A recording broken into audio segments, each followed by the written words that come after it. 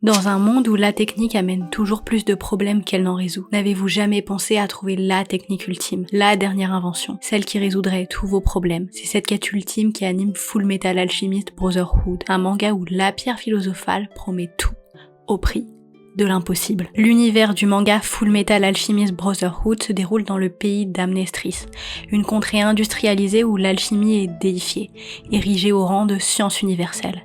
C'est la règle de l'échange équivalent qui régit les lois de l'alchimie. Rien ne se perd, rien ne se crée.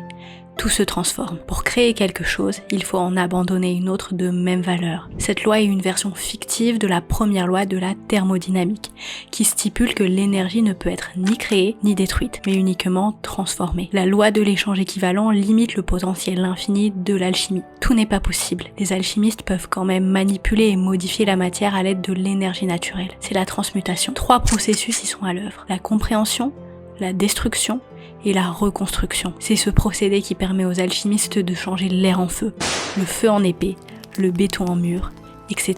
Les objets composés d'un matériau ou d'un élément particulier ne peuvent être transmutés qu'en objets de composition similaire. Le plomb ne peut pas devenir de l'or. Sauf qu'il existe 3 lois, 3 tabous de l'alchimie.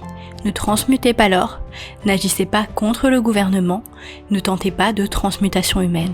Science sans conscience n'est que ruine de l'âme, comme disait Rabelais. Néanmoins, les 2 protagonistes, Edward Elric et Alphonse Elric, prodiges de l'alchimie, vont tout de même tenter de ressusciter leur mère à l'aide de la science. Edward et Alphonse vont quantifier de manière cartésienne la composition d'un corps humain. 35 litres d'eau, 20 kg de carbone, 4 litres d'ammoniac, 1,5 kg d'hydroxyde de calcium et une dizaine d'autres matières chimiques. Lors de cette transmutation, le corps humain n'est perçu que comme une simple mécanique, une addition de matière. Descartes, dans sa philosophie, considérait le corps comme une machine, une entité mécanique gouvernée par les lois physiques et chimiques.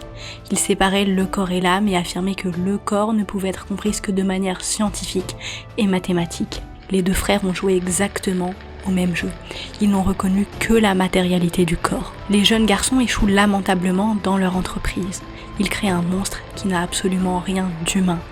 En plus de ça, l'alchimie a exigé des frères Elric une terrible rançon pour leur audace. Pour autant, les jeunes garçons sont très loin de perdre leur passion pour l'alchimie. L'alchimie, dans Fullmetal Alchemist, est une métaphore du progrès technique dans notre société. De la même manière qu'Edward et Alphonse pensent que l'alchimie peut tout régler, nous pensons que nous serons toujours sauvés par la science et par la technique. Edward et Alphonse ont une mentalité techno-optimiste entre guillemets. Le techno-optimisme est une posture intellectuelle qui soutient que les progrès technologiques conduiront nécessairement à une amélioration significative de la condition humaine. Ils permettront de résoudre les défis auxquels l'humanité est confrontée. Cette vision considère la technologie comme un moteur de progrès et comme l'unique pourvoyeuse de solutions. Il ne peut pas y avoir une autre solution que celle qui est technique. Le technosolutionnisme enferme l'humanité dans la seule promesse du progrès et exclut toutes les autres. De la même manière que la pierre philosophale est le seul objet que convoitent les alchimistes. L'armée, les homonculus, le peuple d'Ishbal, le village de Scar,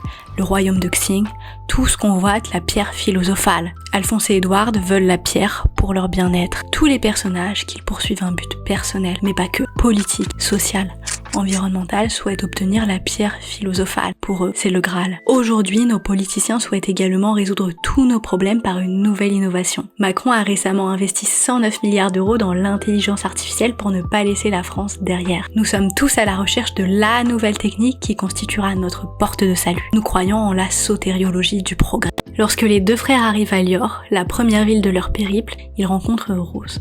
Rose souhaite ressusciter son défunt mari à l'aide du père Cornelio, un soi-disant prêtre capable de réaliser des miracles. Edward est particulièrement sceptique. Il ne croit pas du tout au soi-disant miracle de ce père. Il se vante à plusieurs reprises qu'il n'y a que la science qui fonctionne véritablement et que c'est la seule force qui fonctionne vraiment. Edward, en tant que techno-optimiste, rejette catégoriquement l'idée de miracle et croit uniquement en la science. Rose, c'est le contraire d'Edward. C'est une fervente croyante qui pense que le père Cornelio est véritablement capable de réaliser des miracles. Très vite, Edward révèle la supercherie du père Cornelio et Rose apprend la vérité. Le père Cornelio était détenteur d'une fausse pierre philosophale, ce qui expliquait les miracles. Le problème ici n'était pas l'existence de la pierre philosophale, mais plutôt le fait que les frères Elric en avaient trouvé une fausse. Ils ne perdent en aucun cas espoir dans leur quête, celle de trouver la véritable pierre philosophale. C'est la visite chez le scientifique Tucker qui va déclencher une véritable remise en question des bienfaits de l'alchimie chez les frères Elric. Tucker, un scientifique de l'armée, vit avec sa fille, Nina, et son chien. Sa femme n'est plus là. Son travail consiste à réaliser des expériences scientifiques et à faire avancer la recherche dans l'alchimie. Très vite, Edward et Alphonse se prennent d'affection pour cette famille, et plus particulièrement pour Nina et son chien. Les frères développent une complicité avec la jeune fille et viennent lui rendre visite de temps en temps. Sauf qu'un jour, Nina disparaît. Les frères Elric arrivent chez Tucker et trouvent une sorte de chimère qui leur demande si elle peut jouer avec eux. Sauf que c'est le père de Nina qui a décidé de transmuter son chien et sa fille. Il vient de créer une créature qui souffre terriblement parce qu'il était trop en retard sur ses recherches scientifiques. Edward et Alphonse décident de dénoncer Tucker et achèvent la bête pour abréger ses souffrances. Cette confrontation est le premier déclic pour Edward et Alphonse. L'alchimie, à l'image de la science et de la technique, possède en elle des potentialités destructrices. Le philosophe Jacques Ellul, dans le Bluff technologique, explique que la technique n'est en aucun cas neutre et que chaque technique possède en elle-même des potentialités qui seront inévitablement exploitées. Ellul prend l'exemple de la poudre à canon. Les Chinois s'en servaient d'abord uniquement pour réaliser des feux d'artifice, mais elle contenait déjà les potentialités de destruction que nous connaissons aujourd'hui. La science n'est pas neutre, et les techniques sont élaborées en fonction d'idéologie. On ne peut pas être purement scientifique et pleinement désintéressé. Ici, Tucker avait un intérêt, servir l'armée, les alchimistes. Ces résultats de recherche sont donc nécessairement issus d'un système militarisé où la science est mise au service du pouvoir. Tucker, lui, n'était qu'un instrument du pouvoir. Son travail, financé et dirigé par le gouvernement, répond à un objectif de domination d'Amnestris. Le développement de ces techniques d'alchimie allait nécessairement aller dans cette voie, des voies destructrices, des voies d'impérialisme, des voies sans éthique. C'est aussi ce qui est arrivé dans notre monde. Pendant la Seconde Guerre mondiale, les recherches scientifiques ont été massivement orientées vers la création d'armes comme la bombe atomique. Le philosophe Gunther Anders affirme que malgré le nombre conséquent de scientifiques impliqués dans le projet Manhattan, il était impossible de l'arrêter. Les intérêts de la bourgeoisie et des dirigeants étaient tels que les scientifiques n'avaient plus aucune autonomie et étaient incapables d'arrêter la machine en marche. La technique n'était pas du fait d'une volonté humaine, mais découlait naturellement d'un désir d'accumulation et de domination de la classe dirigeante. Ce que montre l'épisode de Tucker, c'est que le progrès scientifique est une illusion. Pour le philosophe Heidegger, la technologie moderne, loin de se contenter d'utiliser la nature, la transforme en une simple ressource, la réduit à un stock exploitable. Cette logique de domination s'est étendue jusqu'à l'humain, qui devient lui-même un outil au service de la machine technologique. Dans Full Metal Alchemist, les chimères créées par Tucker symbolisent cette déshumanisation. Ce sont des êtres hybrides, ni humains, ni animaux, qui souffrent de leur existence. Nina, transformée en chimère, c'est la réduction de l'humain à un objet de science, à une simple ressource à exploiter. Nina Tucker n'est plus qu'un outil au service des ambitions de Tucker et du système militarisé d'Amnestris.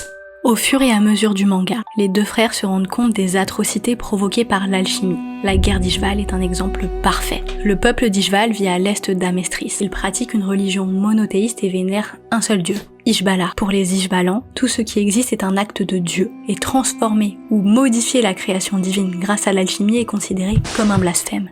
C'est une vision qui s'oppose radicalement à celle des alchimistes d'Amestris qui croient que tout peut être expliqué, contrôlé, modifié par la science et les mathématiques. Cette divergence idéologique engendre de très fortes tensions entre les deux peuples, qui ont finalement débouché à la fin sur un conflit sanglant, la guerre d'Ishval. Cette guerre n'est pas sans rappeler les dynamiques coloniales et impérialistes de notre propre histoire. Amestris, en imposant sa vision scientifique et technologique à Ishval, reproduit le schéma des puissances occidentales qui ont cherché à apporter la civilisation, entre guillemets, et le progrès, entre guillemets, au peuple qu'elles colonisaient. Ce qui était présenté comme un apport, entre guillemets, comme la construction de routes, de ponts ou l'introduction de nouvelles technologies, était en réalité une forme de domination qui détruisait les structures locales, économiques et culturelles des populations locales. Jacques Ellul, dont nous avons parlé juste avant, critique cette logique. Pour lui, l'introduction de technologies occidentales dans des contextes non occidentaux et coloniaux a souvent eu des conséquences désastreuses. Par exemple, la construction de routes et l'introduction des camions dans le Sahara ont supprimé la principale ressource des Touaregs, qui étaient autrefois les grands transporteurs du désert grâce à leurs caravanes. L'industrialisation forcée du Sud a perturbé, voire détruit, les réalités locales au nom d'un prétendu progrès. La guerre d'Ishval illustre cette même logique. Amestris, en imposant sa vision scientifique et technologique, nie et méprise la culture et les croyances du peuple d'Ishval. L'alchimie, présentée comme un outil de progrès, devient en réalité une arme de destruction massive. Les alchimistes d'État, comme Roy Mustang ou Alex Louis Armstrong, sont envoyés sur le front pour écraser la résistance ishvalane. Leur puissance de destruction est telle qu'elle laisse des cicatrices indélébiles, tant sur le plan physique que moral. Mustang est hanté par les atrocités qu'il a commises pendant la guerre, comme l'incinération de civils, y compris des femmes et des enfants. La critique de l'alchimie dans Full Metal Alchemist rejoint les idées de penseurs comme Ellul, Illich, qui ont dénoncé les dangers de la technoscience. Encore une fois, Ellul insiste sur le fait que la technique n'est jamais neutre. Elle porte en elle une logique de domination, de standardisation qui tend à écraser les différences culturelles et les modes de vie traditionnels. Le peuple Ishval, en refusant l'alchimie, défend une vision du monde où la nature et la vie sont sacrées, et où l'humain ne cherche pas à tout contrôler ou transformer. Leur résistance face à Amestris est donc aussi une résistance contre l'impérialisme technologique. La guerre d'Ishval soulève une question fondamentale. Qui détient le droit de définir ce qu'est le progrès ? Amestris, en imposant sa vision scientifique, prétend agir pour le bien de tous. Mais en réalité, elle impose une logique de domination qui nie les valeurs et les croyances des autres peuples. C'est une logique qui rappelle les discours coloniaux qui justifiaient l'exploitation et l'oppression au nom de la mission civilisatrice, entre guillemets. Full Metal Alchemist critique implicitement l'idée d'une uniformisation culturelle et technologique. Amestris, en cherchant à imposer son alchimie, nie la diversité des cultures et des croyances. Le philosophe Illich dénonçait la manière dont les technologies modernes standardisent et détruisent les savoirs traditionnels. Le peuple Ishval, avec leur religion, leur refus de l'alchimie, représente une alternative à cette vision uniformisante. Le philosophe René Guénon évoque cette dualité entre la matérialité, la technique, la qualité, la quantité dans différents ouvrages, mais plus particulièrement dans Orient et Occident.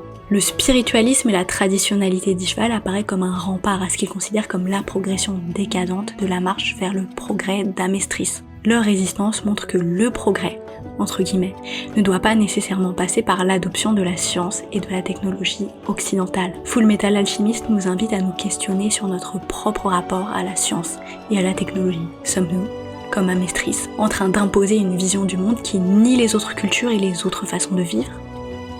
Peu à peu, les frères Elric déchantent face aux conséquences désastreuses de leur quête et de leur foi aveugle dans l'alchimie. Le philosophe Bernard Stiegler parle du pharmacon. Le pharmacon, c'est une substance, une technique ou une technologie qui est à la fois un remède et un poison. Autrement dit, le pharmacon possède une double nature. Il peut guérir ou améliorer une situation, mais il peut aussi engendrer des effets néfastes, imprévus ou destructeurs. Cette ambivalence est au cœur de la relation que l'humanité entretient avec la technique, la technologie. La pierre philosophale, présentée comme la solution ultime, devient en réalité une source de nouveaux problèmes. La guerre d'Ishval, les expériences monstrueuses de Tucker, les sacrifices humains nécessaires à sa création. Pour résoudre leurs problèmes, les frères cherchent une autre pierre, mais chaque solution technique engendre des conséquences encore plus terribles. Édouard perd un bras, Alphonse perd son corps, son âme, et même Roy Mustang, dans sa quête de rédemption, frôle la mort. Chaque tentative de réparer les erreurs passées en crée de nouvelles, ce qui plonge les personnages dans un cycle infernal, où la technique, loin de sauver, ne fait qu'aggraver les souffrances. Pour chaque chose obtenue, il faudra en sacrifier une autre de la même valeur. C'est la loi de l'alchimie, mais aussi celle de la technique. Il n'y a pas de technique ultime ou d'alchimie ultime. La création d'une pierre philosophale nécessite des milliers de vies humaines. La création de nos batteries de téléphone nécessite l'exploitation de millions d'enfants au Congo. Notre mode de vie insoutenable repose sur des mines brûlées en Inde, sur l'esclavage des populations du Sud. Nous devons briser ce cycle, comme Edward, qui renonce à l'alchimie pour sauver Alphonse. En sacrifiant sa capacité à utiliser l'alchimie, son outil de prédilection, il met fin à la logique du pharmacon. Il comprend que la véritable solution ne réside pas dans une nouvelle technique, mais dans l'acceptation des limites humaines et dans le renoncement à l'illusion du contrôle total.